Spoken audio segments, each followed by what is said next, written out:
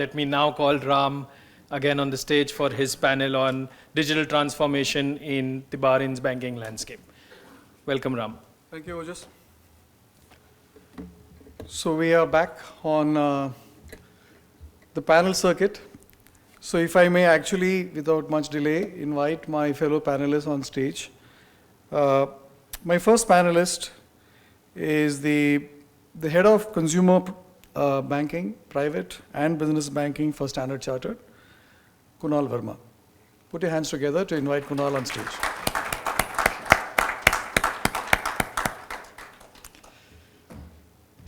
Thank you, Kunal.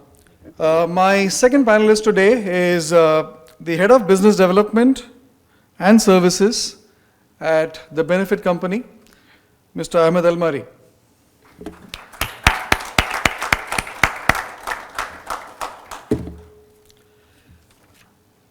Thank you, Ahmed.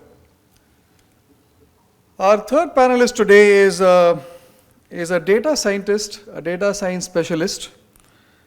She is a digital transformation expert trainer with Bahrain Institute of Banking and Finance.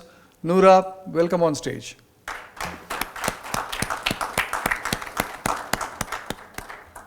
Noora, Yaseen, Albalooshi, thank you so much for joining us today. And my fourth fellow panelist today is someone who is who's an ardent technologist at heart, and a lot of topics that Chetan spoke about today, particularly in the space of AI, someone who's actually living, breathing, and trying to actually create real impact in the global space, the CEO, MD and CEO of Kiya.ai, Rajesh Mirjankar.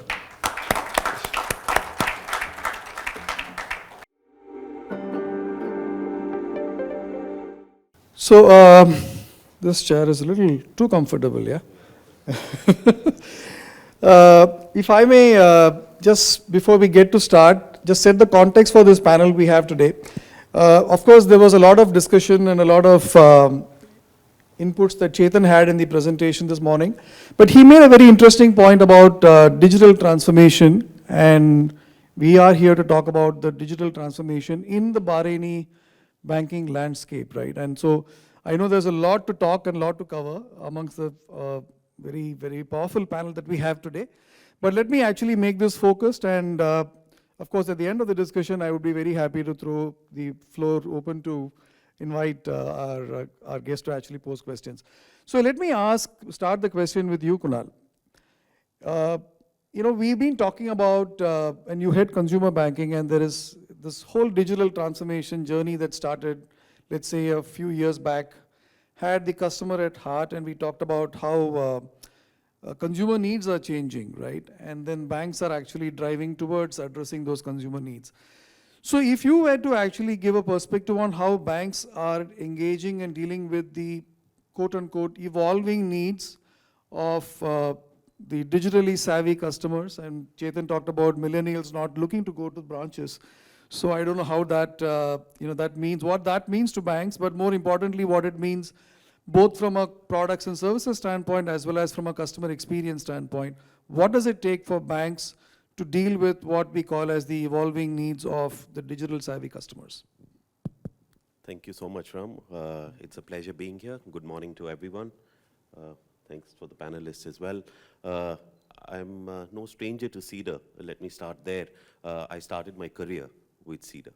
So the association goes back a very, very long time, and it's great to see faces that were known to me when I started off in my journey. So thanks for that. Thank you. I'll get to it.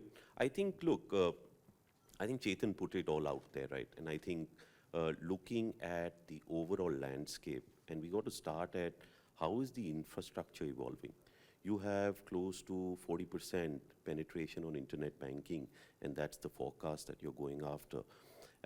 If you look at the mobile usage in the country, it's a little over 100%. Online usage in the country is close to 98%.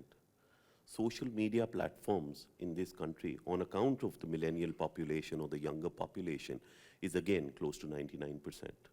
So the penetration level from an infrastructure perspective exists. Now it comes to what the banks will typically need to do in order to, one, monetize, 2, regulate, 3, streamline the process, and therefore allow for the customer to do more with you as you move through that whole journey. I think if you really look at the landscape in Bahrain, they touched upon 2 digital banks currently have been launched. So what we're seeing is a lot of corporate outfits are now setting up retail digital outfits because of the agility and the scale they can offer to garner cheaper deposits. So I think one big trend that is coming through, and this is not just Bahrain, it's coming through the GCC. At Standard Chartered, we see this in the various markets we operate. Last year, we launched a bank in Singapore called Trust Bank. And that's true scale, Ram. We acquired close to 150,000 customers in 2 weeks. Wow. We launched Mox in Hong Kong, again, scale. So I think, look, this is one big trend that is coming across, where outfits are changing to get to becoming more agile, and these are some of the buzzwords, right? To get more agile and to drive that acquisition of the client and drive scale at a lower cost clip. I think that's one very big thing we're seeing. I think the second piece that Chetan spoke about is the whole partnership ecosystem. And I wouldn't limit the conversation to just fintech partnerships. The way the e-commerce ecosystem is evolving, it's second to none. And the whole buy now, pay later product suite that is coming in there is really growing. Now, how is it working? What is the future of buy now, pay later? That's a different discussion. But is that piece working? Excessively. Payments is the most vanilla format. And I think from benefit, we've seen the peer-to-peer payment ecosystem that has been created in Bahrain is second to none. It is ranked amongst number 1 across the GCC, if I'm not mistaken. Ahmed can obviously correct me.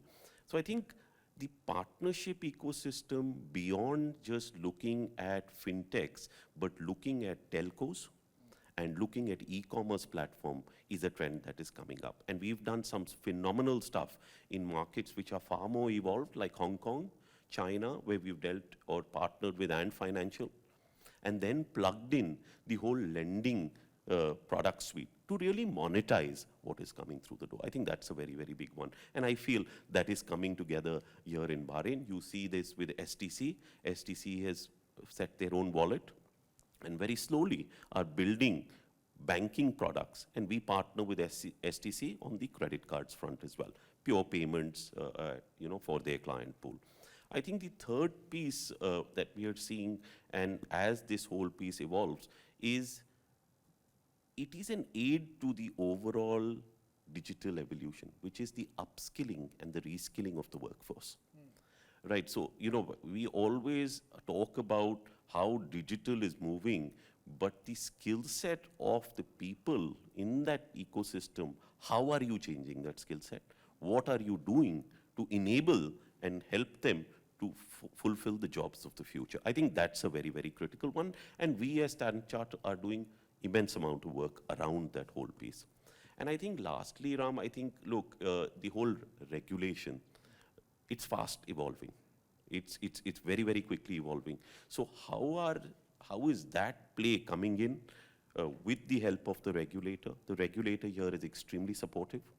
He's pushed the digital agenda. And I worked in various markets. I worked in the UK for a larger part. I worked in the UAE. I worked in India, and now I'm working here. For a country of 1.7 million people, to see the fintech piece grow so significantly is phenomenal by itself, right? And it gets talked about in global forums that we really think through.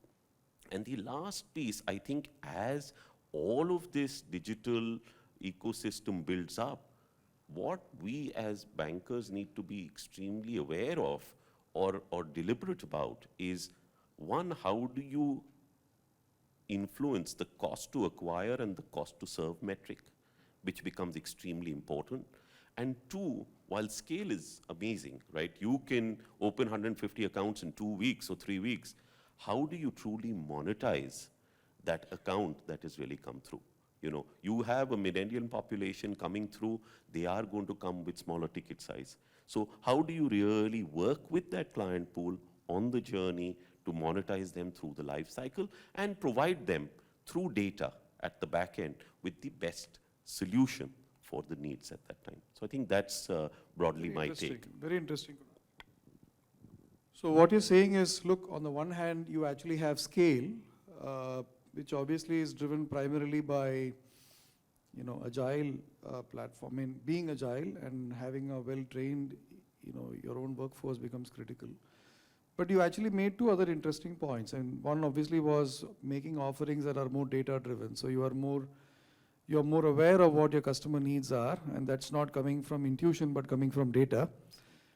But the other point you made about was how ecosystem is going to become critical. It's not about you engaging with the customer as one-to-one, but becoming, plugging into a larger ecosystem that actually has multiple players. And you brought in the example of BNPL, which I thought was very interesting. And that brings me to a very interesting question to you, Ahmed. And I think Kunal did allude to the fact that Benefit has got Bahrain to be up there in terms of what payments is in the GCC.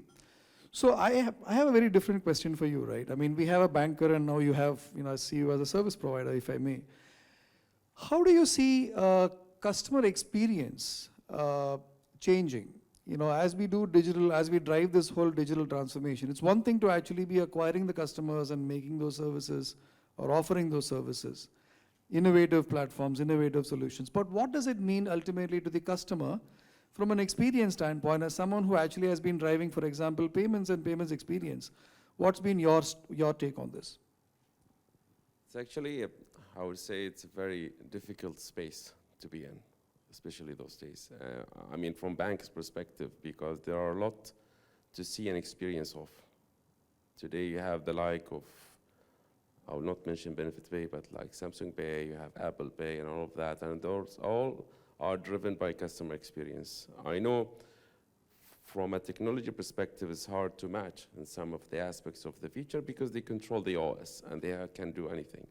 But again, it's not about mimicking what those are doing. It's about hearing out your customer and their demand. One of the things I've been always challenging is that people come up with experiences from abroad, but they don't look on what's the customer here. I mean, the demography, I mean, the culture. What are the actual need of the market you're working on and how to address it? So I feel the first point or uptake or condition to meeting customer experience is hearing out what your customer wants, how the market operates, how we're going to address such need in a more innovative way. And this is more of a, it's not only from customer experience, but even from a platform operator. We have to provide the services that match customer experience. So it's not only about the upfront channels facing the customers, even from the back end. Because customers nowadays, they don't expect a delay in service. I mean, believe me, if a bank is having an issue, and Kunal here, I think, knows better than me, if a bank having an issue, we will take the hit because they're expecting everything to be in seconds. Now, it's not like a minute. No, they expect if I'm pressing the button now, in 2 seconds, he should receive the funds.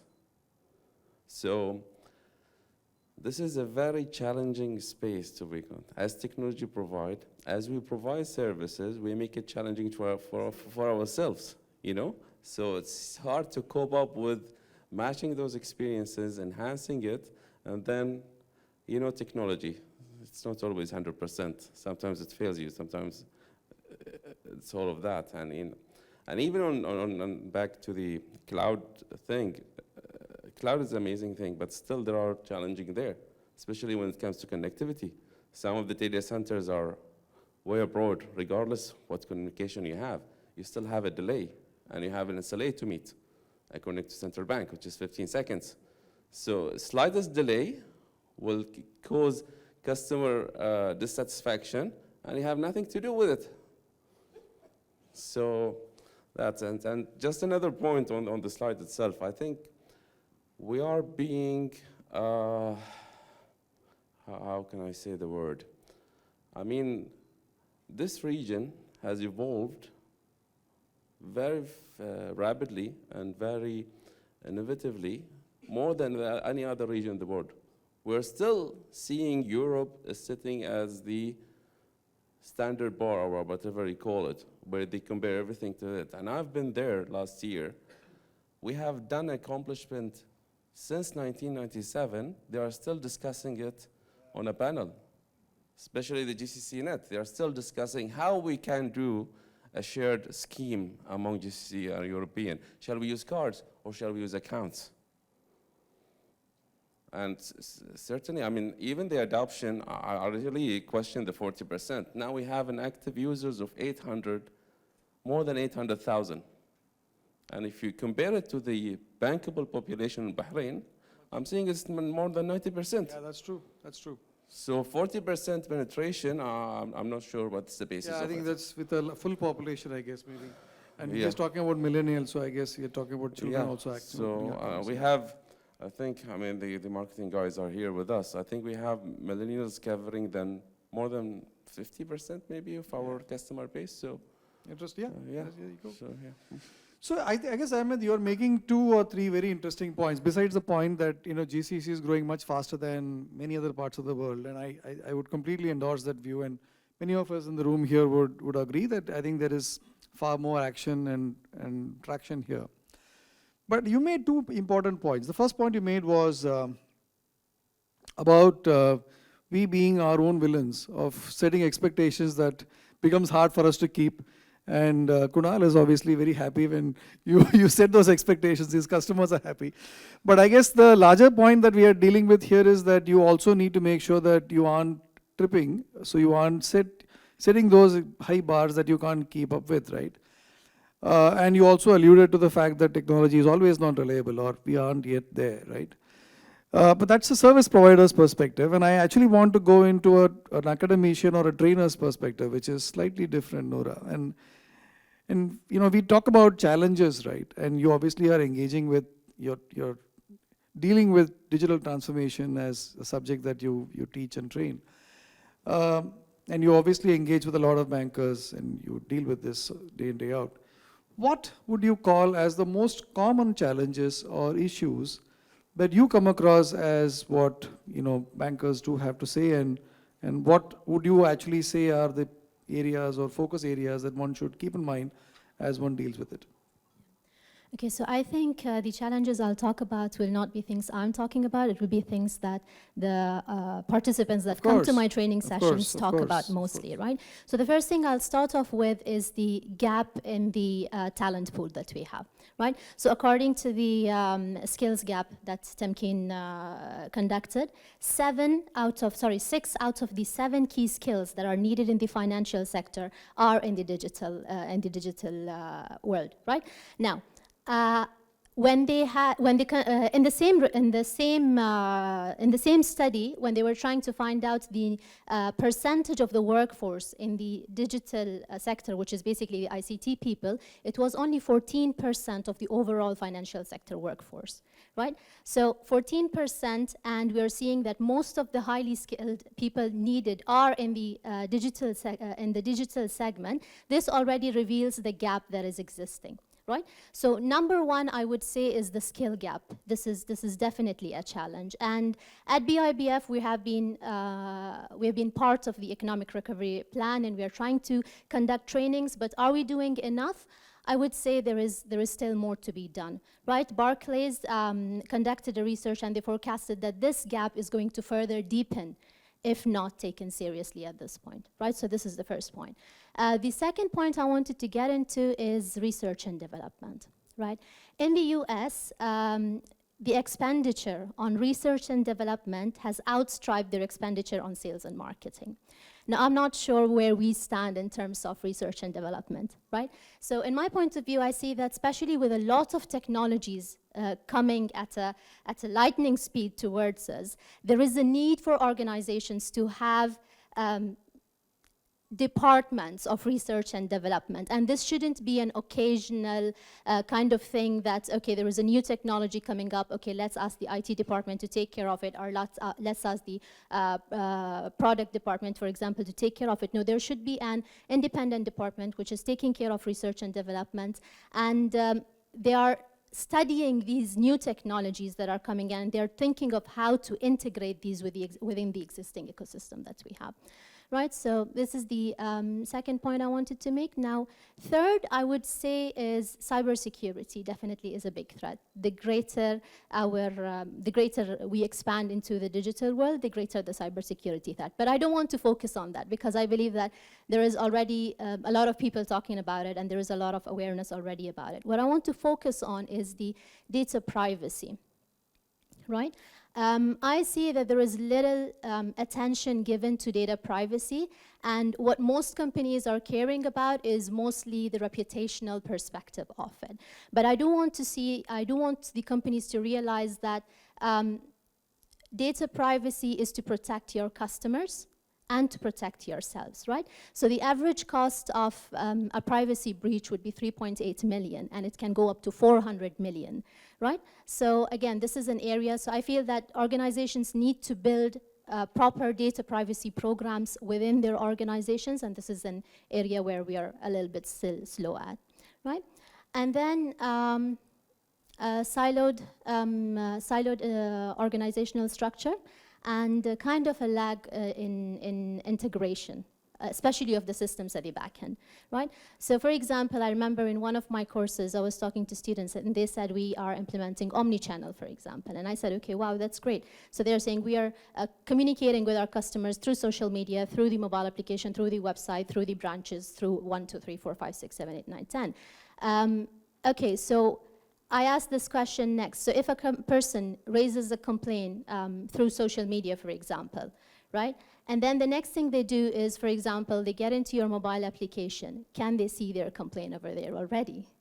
And then the answer was, well, no, they'll have to write down the complaint there separately, right? So again, when we talk about omni-channel, we are talking about seamless integration at the back end, right? And again, this goes back to the point that you were making, which is basically user experience. Right? One thing that I noticed is that now we're talking about data-driven decision-making and AI, for example. And a lot of this requires data that needs to be generated and kept, right? So whenever, for example, I teach my data science courses and I'm like, do you have data about X, Y, Z, and so on and so forth? They tell me, okay, in KYC, we are collecting this set of information. I'm like, is that really sufficient for you to make decisions, right? I was just watching a documentary yesterday. Now your iPhone, again, please don't take my word on this because I have not tested it and I've not verified if this is 100% true. But your iPhone basically will be clicking pictures of your face every 5 seconds, right? And why is that? That is so that they can understand in what emotional state you are, how you're doing, so that the next advertisement you see on any of the social media platform is completely personalized to your whatever state you are in, right? So that is the level of understanding that we should have for our customers. Now, I think we are still we're very far from that. Now, one thing I liked about one of the banks I visit often in Kiya.ai, specifically talking about Riyadh Bank, they have MIS or a data science person in each of their departments.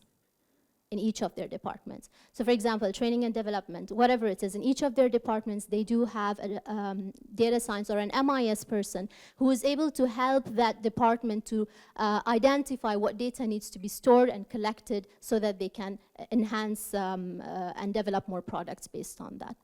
Right, so yeah, I think these would be the points. Thank you, Noora.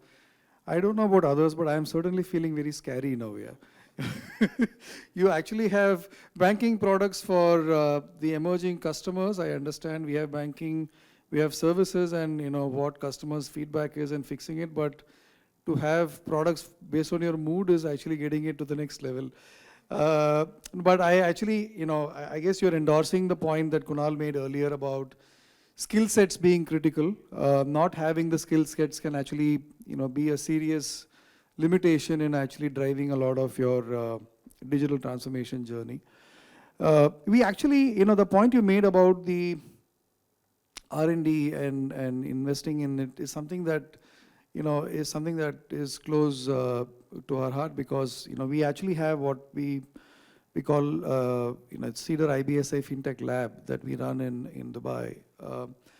And one of the things that we actually find, the lab actually facilitating is where it's not necessarily possible for every bank to actually have an investment made in all the areas as a single bank, right? I mean, you may want to have platforms that allow you to actually collaborate, come together and create some kind of platforms of convergence, right?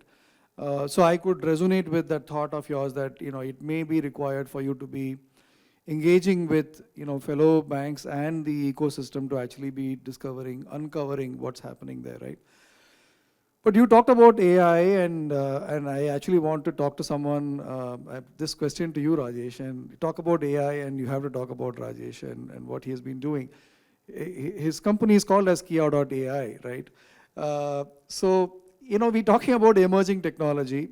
I don't know if it's already an emerged technology or it's still emerging, but what I would love to hear from you, and I'm sure the audience would too, is how do you see, the whole area of AI or metaverse or all of these, these new age technologies, so to say, in the region, globally and in the region, and if you want to make a comparison of where you see this part of the world as compared to where you see other parts of the world. Rajesh.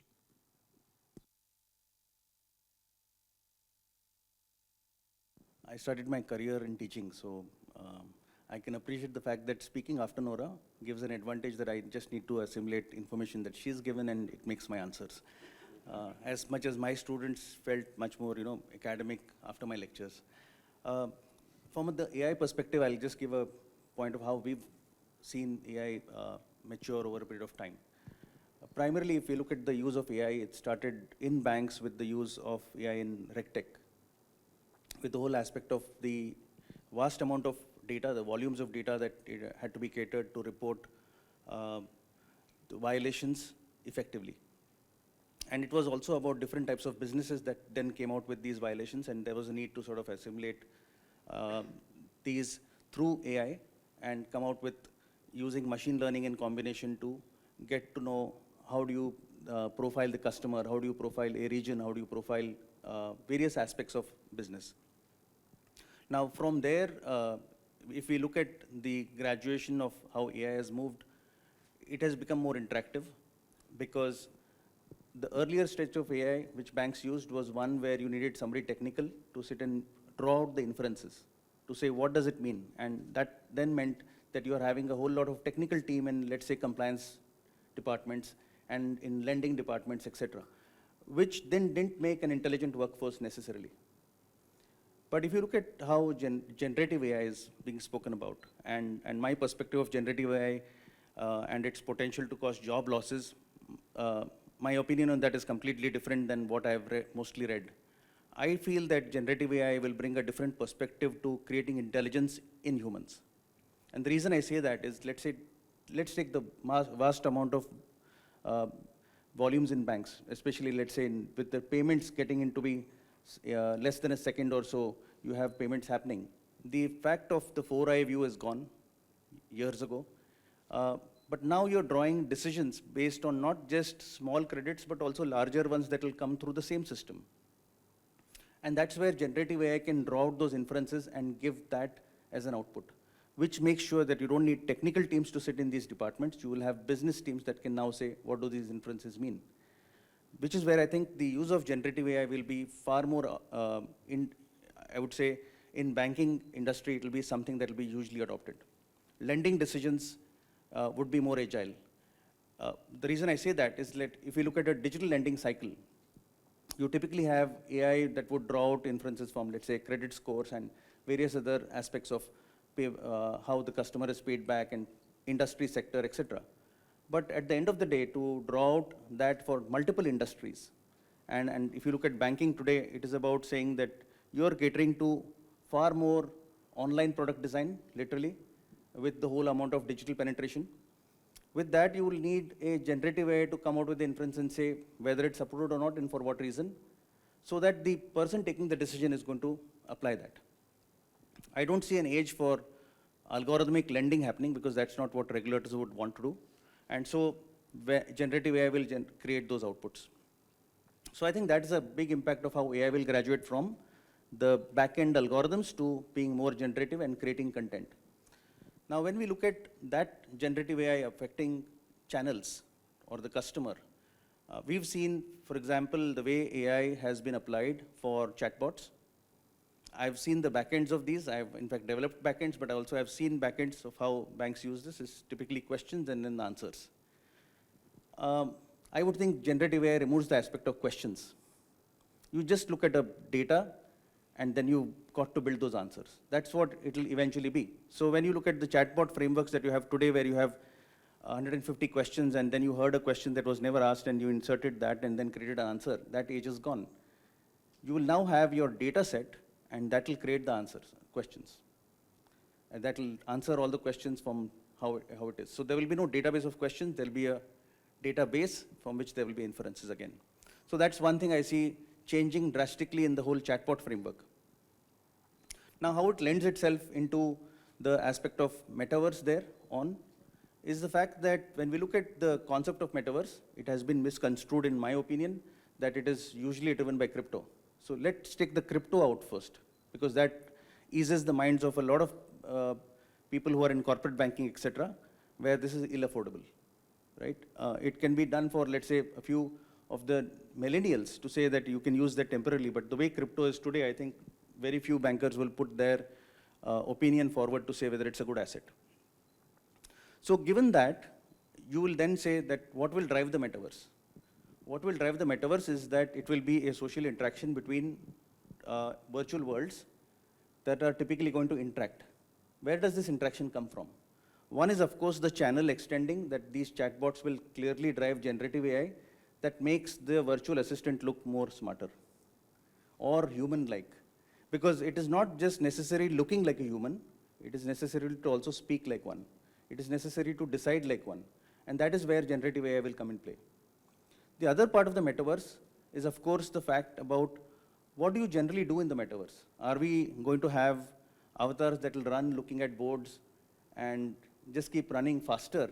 Or are we going to then say that they will get onto hopboards or maybe even hoverboards as a team and then go around looking at the world, virtual world? It's not going to be that. What we drove in our metaverse platform, Kiya.ai, and we've put out that in India, we're launching one in Middle East very soon with some of the larger banks, is a ability to do commerce. It's an ability to also have entertainment, but importantly, do feasible commerce.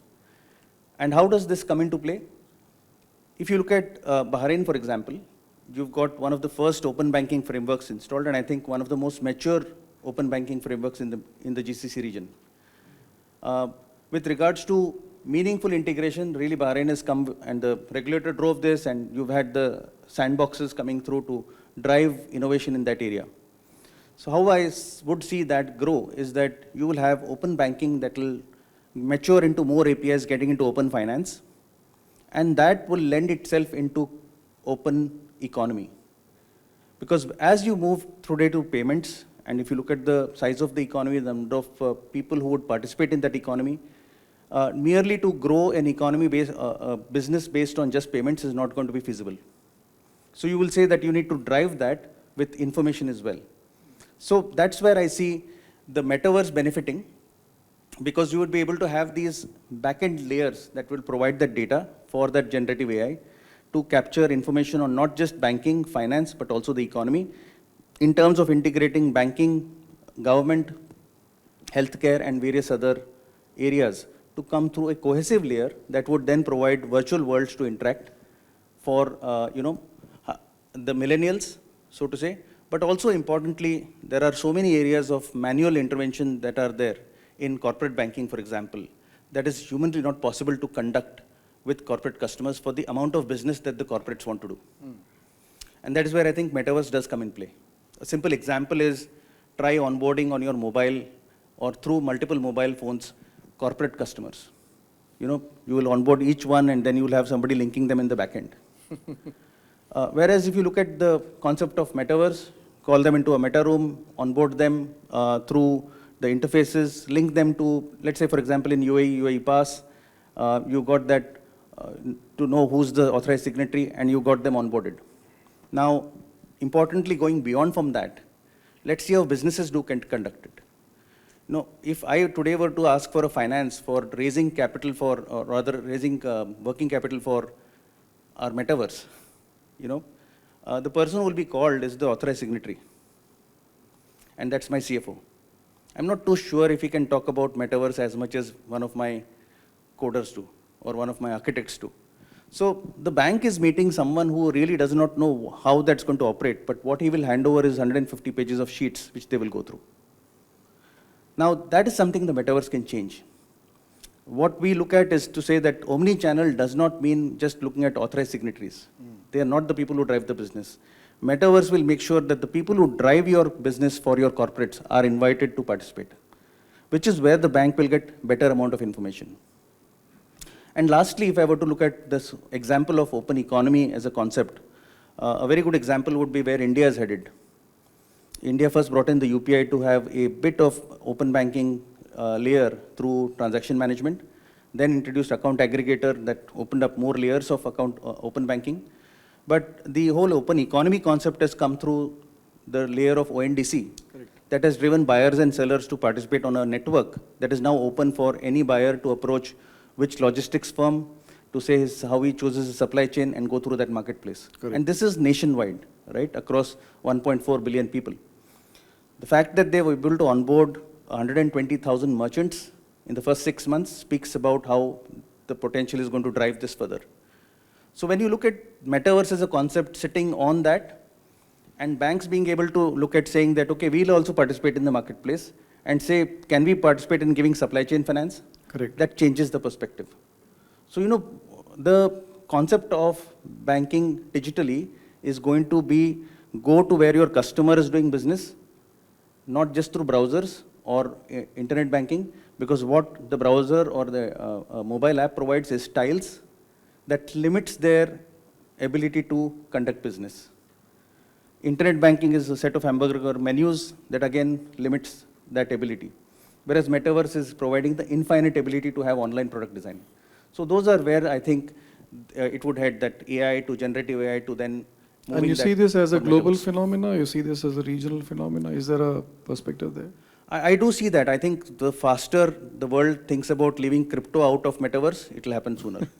And I think if you look at also the way concept, one thing I forgot to mention is the whole Web3 ecosystem. When you look at Web3 ecosystems, you're going to reach out to your corporates through their Web3 databases. They will own the database, they are going to share information based on consent, and you utilize that.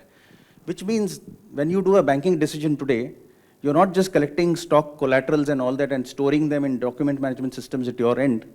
You are able to access them through consent, through those archives as the business is running. Got it. Right, on the fly. And that gives a huge amount of information on supply chain. Interesting. Thank you, Rajesh. I think that was a heavy dose on a Bahrain morning on metaverse. I guess there's a lot of... yeah, that's right. Yeah, the moody ads. That's right. But I guess we will open up questions to the audience in a minute. But before I did that, I just want to go around the panel with maybe one question that's common to each of you, right? Let's assume that you were to actually visualize the Bahraini landscape 2 to 3 years from now. 3 years from now, let's say. What do you see there? I mean, what do you foresee? I'll start with you, Kunal. I mean, what do you foresee as, let's say, the biggest change that could have happened, or we come back in 3 years from now in this room, what could have been different from where we are now? Thanks, Ram. So look, I think in the next 2 to 3 years, we've touched upon it through the conversations, but I think a couple of big things, right? One, the concept of brick and mortar is going to diminish. It's going to go away because more and more clients are finding it very, very easy to deal with you digitally. So I think it hasn't yet sunk in my mind, across most local players in markets. And the yardstick to figure out how big you are in a consumer bank maybe is how many customers you have and how many branches you have. And I think that's changing, and it needs to get accelerated far more. So I think that's one very big one that will happen.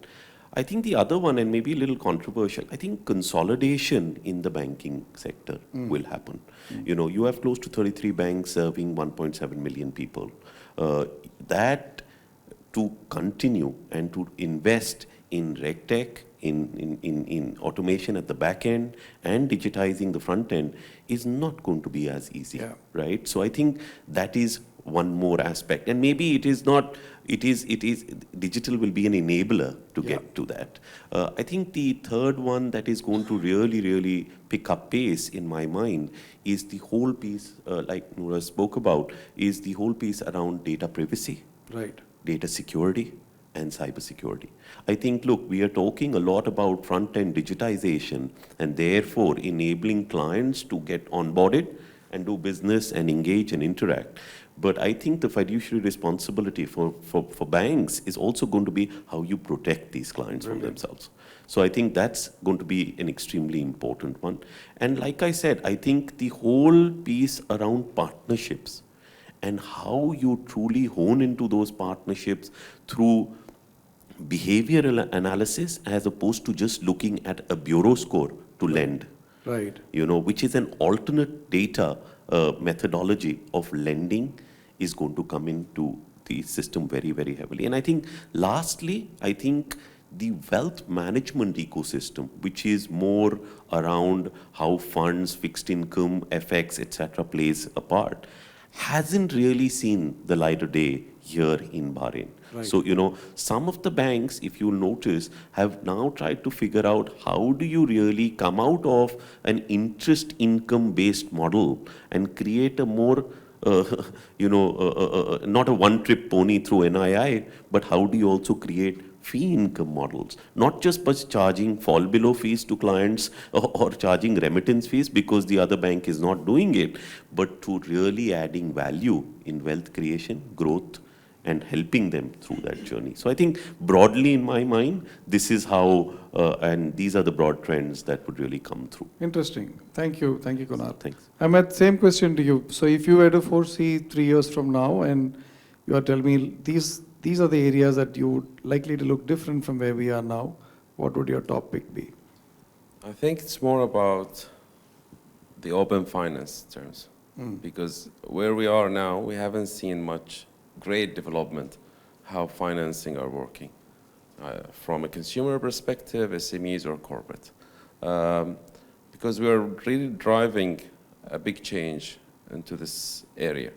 And I think less than 3 years, there will be a dramatic change in that. So we'll see more digital aspects in terms of granting financing, the way how you do your algorithm and scoring and all of that. So it will be more of a score plus an behavior perspective. So that's what we are trying to achieve in the SME 360. Maybe Kunal, you already heard about it. So it's a collaboration between a lot of stakeholders in the market. Got it. To feed into a single source, and that source will do whatever feed into this AI perspective and all of that, and give a short, I would say, in a short time, a decision that could help whoever is giving that. Data is the new oil. Yeah. Exactly. And the challenges today, even banks are facing. I'm not talking about individual because we have already made it so easy, but when it comes to corporates, and especially those small SME, opening an account is still a challenging fact, to be honest, until this day. So I see a big change. So you see open finance and basically the open ecosystem to be, Noora? I think for me, Kunal and Ahmed had covered it, so yeah. And hopefully there'll be more training and people will be more skilled than what they are now in 3 years from now. Inshallah, definitely, yes. Rajesh? Yeah, I think a blend of what Kunal said and all the other panelists. One is about, I think, open finance. The whole APIfication is going to be one that will be a change in the Bahrain economy. because the success of open banking will then drive inspiration to bring in more APIs, and I'm sure more industries will then create APIification to extend that data layer to be available. And then extended to that will be the use of AI.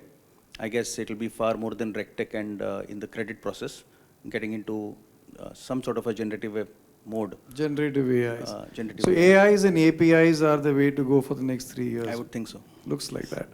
Excellent. We will, how much time do we have, Ojas? Are we out of time? Okay. We can take a few questions. Audience? Yes. Can someone pass the mic to him, please?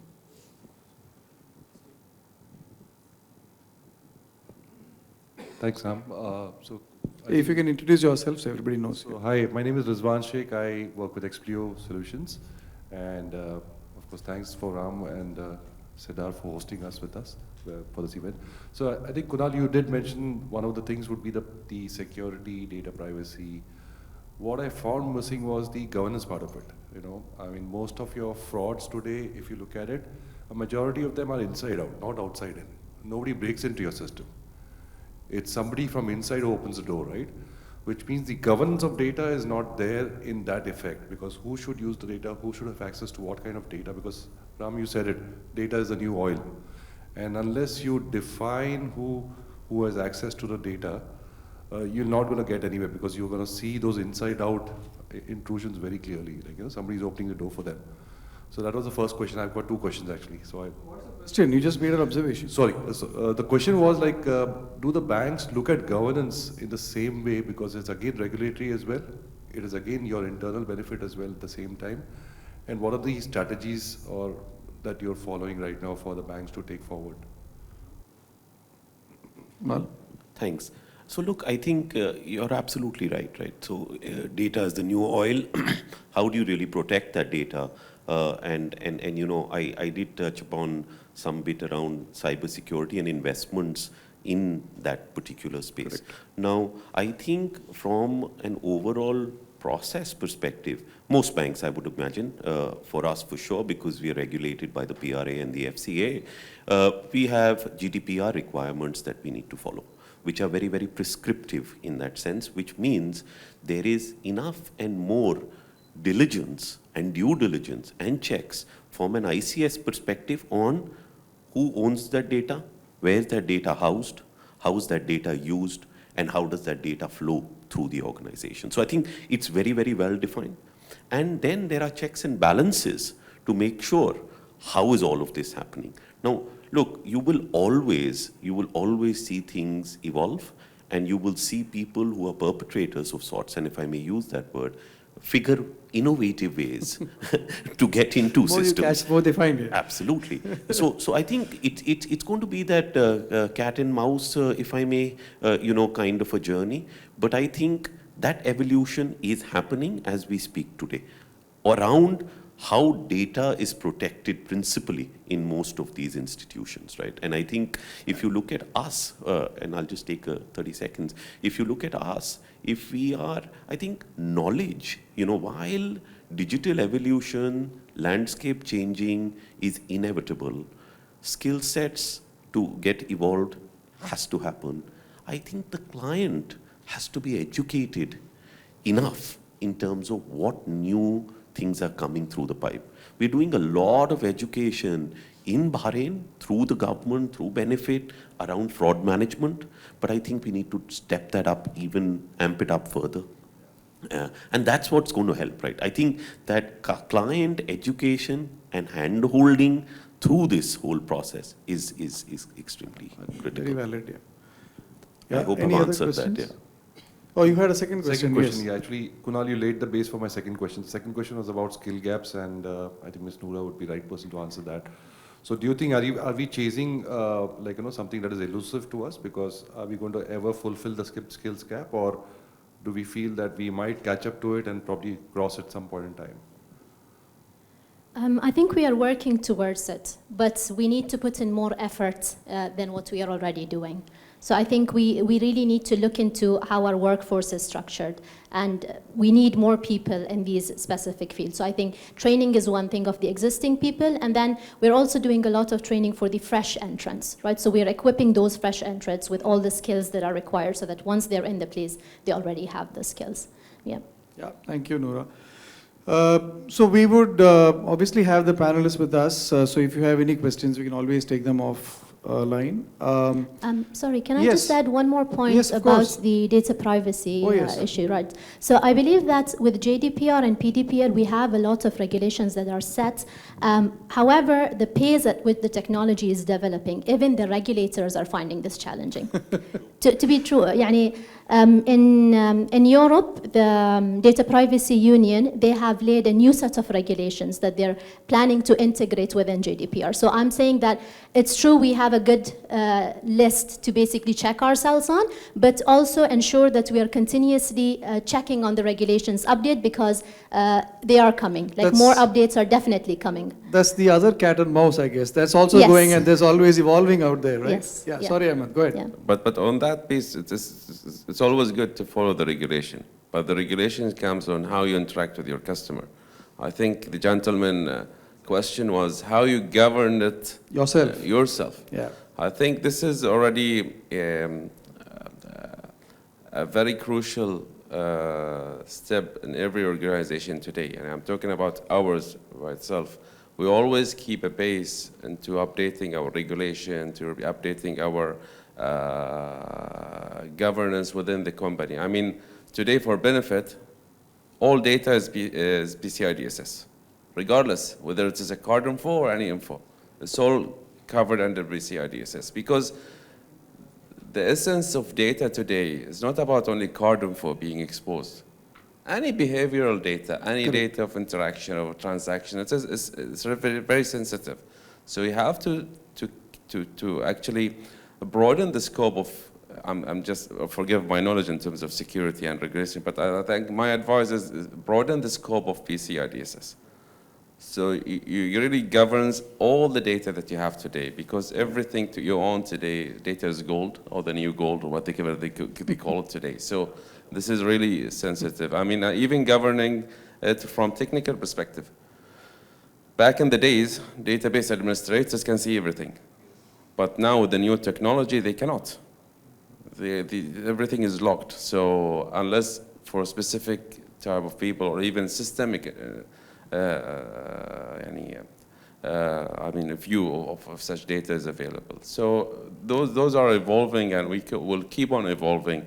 As the gentleman was saying, there will always be a way to get around such things. So we have to keep up with the development. So if I may, I think, summarize this session, I guess the essence of digital transformation, and we all converge that digital transformation is going to be more and more about data, everything about data, be it about its governance, about its application, it's about its last mile engagement. So thank you again, panelists. I'll have to draw the curtains down. Of course, feel free to talk to we'll be breaking shortly. Thank you once again.